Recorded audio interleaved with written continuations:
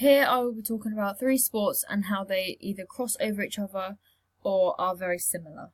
To start with, hockey at foundation level for coaching, there's no specific qualification required as only a basic set of knowledge is required. This is the same for both rugby and netball, also due to this again being the age of the participants for these sports in this level being roughly the same. The equipment is very similar for all 3 sports in the fact that only the main equipment is needed for those to develop in their skills and knowledge. However, in some sports like hockey, equipment can change for the safety of the participants, and an example of this is changing the hockey sticks to plastic.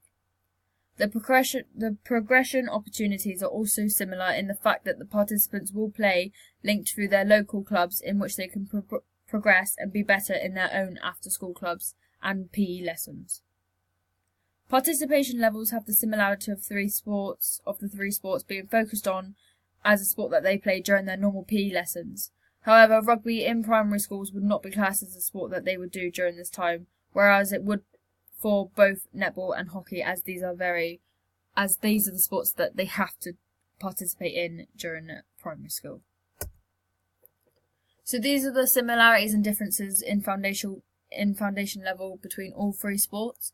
So there's similarities in coaching at this level. That is all very basic in that there's again no specific qualification.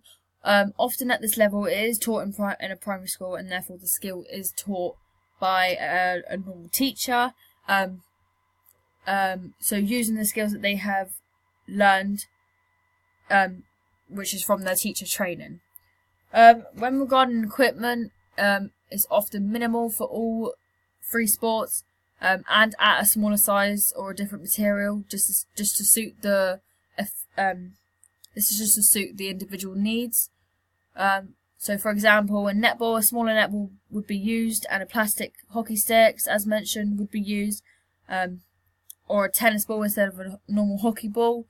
This is just to get them used to the actual sport itself.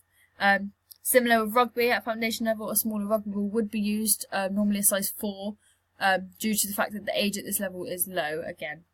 Progression at this level is typically all the same in the route that they would go to after school clubs or even their own local club. However, hockey does offer at this stage development centres where the players can get nominated into so that they can progress even further within the sport if they are enjoying it as much as they do. Indeed, those selected may have a typical talent within the sport or more of an interest, like I have just said, which therefore allows them to carry on further. Lastly, when looking at participation levels, all is within schools. However, some sports are focused on more than others. So again, hockey and netball is more focused on in schools than rugby, with hockey being the highest focused sport, as this is something that all genders, age groups can be involved in. At participation level, during this level of the continuum in both rugby and netball, the coaching qualifications required would be at level 1, as this is similar to foundation level in the fact that they just need to apply basic knowledge. However, for hockey, there are commonly even less qualified coaches at this level, as it isn't really necessary. Equipment within the stage increases slightly for both rugby and netball, as the opportunities the individual is getting, the more it becomes available for them to access better equipment and facilities. The equipment size will also start to increase. However, with hockey, facilities may stay the same and the equipment may stay the same. So again, the plastic hockey sticks or the tennis balls. Progression is available in all 3 sports to be joining their local club and competing quite often, which would be on a weekend basis. All sports also have further progressions of being nominated for higher teams, and this can be from coaches recognising or scouting them, or even outside coaches coming into schools and giving taster sessions. Moving on to participation levels, these would vary for those who enjoy each sport more than others. For those that enjoy it more and show their talent by putting themselves out there, they are more likely to get recognised by their own coaches or teachers in school for further progression in the continuum. And all of these sports will demonstrate this. So the similarities at the stage, there are some, however there are more differences compared to the previous stage. So when focusing on the coaching aspect, there's similarities in the fact that a coaching qualification is still not necessary. However, having a level 1 qualification would be more useful to the players, participants, as it will aid within the progression of the group.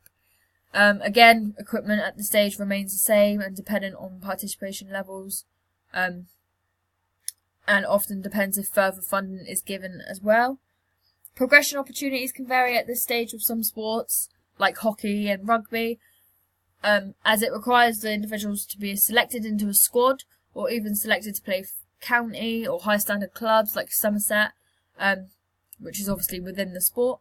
This means that the athletes would get selected from trials to perform at a higher standard and play against the same ability teams. This is similar with hockey because, again, you can be selected to play for your county or even for a different club, just at a higher standard performance or level.